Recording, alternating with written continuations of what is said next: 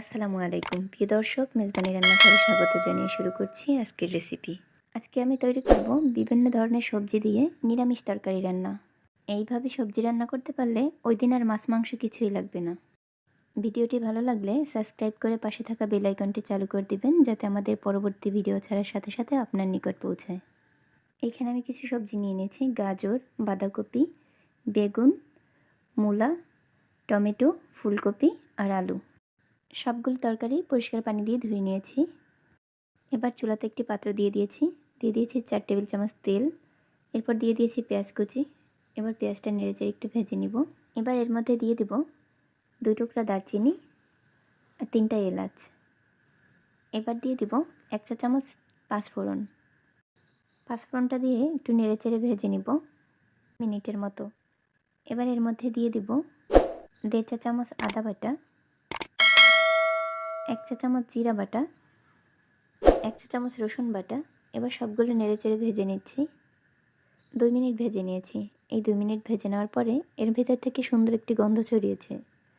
এবার ভাজা মশলার ভেতর দিয়ে দিব 1 চা চামচ হলুদ গুঁড়া আর 1/2 চা চামচ মরিচ গুঁড়া। এবার আবারও সবগুলো নেড়েচেড়ে মিশিয়ে নিচ্ছি। এবার দিয়ে দিব কষিয়ে নেওয়ার জন্য একটু পানি। পানিটা দিয়ে ভালোভাবে নেড়েচেড়ে কষিয়ে নিব। এবার এই কষানো মশলার ভেতর দিয়ে দিব পরিমাণ মতো লবণ। এখন আবারও সুন্দরভাবে কষিয়ে নিব। যখন মশলাটা কষানো হয়ে গেছে, উপরে তেল উঠে এসেছে, তখন এর মধ্যে দিয়ে দেব গাজর কুচি। তার সাথে দিয়ে দেব মূলা আর আলু। এখন একসাথে নেড়েচেড়ে কষিয়ে নিব। সবজিগুলো আমি পানি ছাড়া 3 থেকে 4 মিনিট কষিয়ে নিয়েছি। তারপর এর মধ্যে দিয়ে দেব ফুলকপি। ফুলকপি দিয়ে আবারও নেড়েচেড়ে মিশিয়ে নিব। এরপর দিয়ে দেব গরম পানি। আমি এখানে 2 কাপ পরিমাণে গরম পানি দিয়ে দিয়েছি। এবার আবার নেড়েচেড়ে দিচ্ছি। এবার ঢাকনা দিয়ে জাল করে নিব।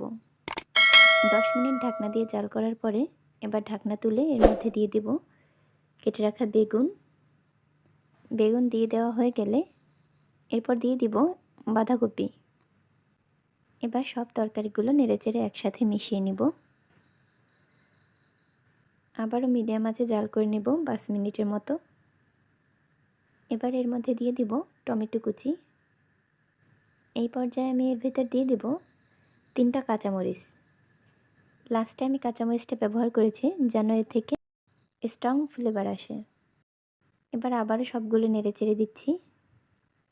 এবার আবারও জাল করে নেব 5 মিনিট। তারপর দিয়ে দিব ধনিয়া পাতা কুচি।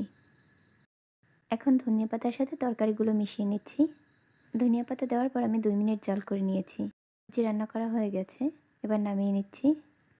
ভাত আর রুটি দুটোর সাথেই এই সবজিটি খাওয়া যাবে। আমার রেসিপিটি ফলো করে আপনিও তৈরি করে ফেলুন দারুণ মজার এই সবজি রান্না। আশা করছি ভিডিওটি সবার ভালো লেগেছে। ভিডিওটি ভালো লাগলে লাইক, কমেন্ট অ্যান্ড শেয়ার করে দিবেন। এতক্ষণ সাথে থাকার জন্য ধন্যবাদ সবাইকে। আল্লাহ হাফিজ।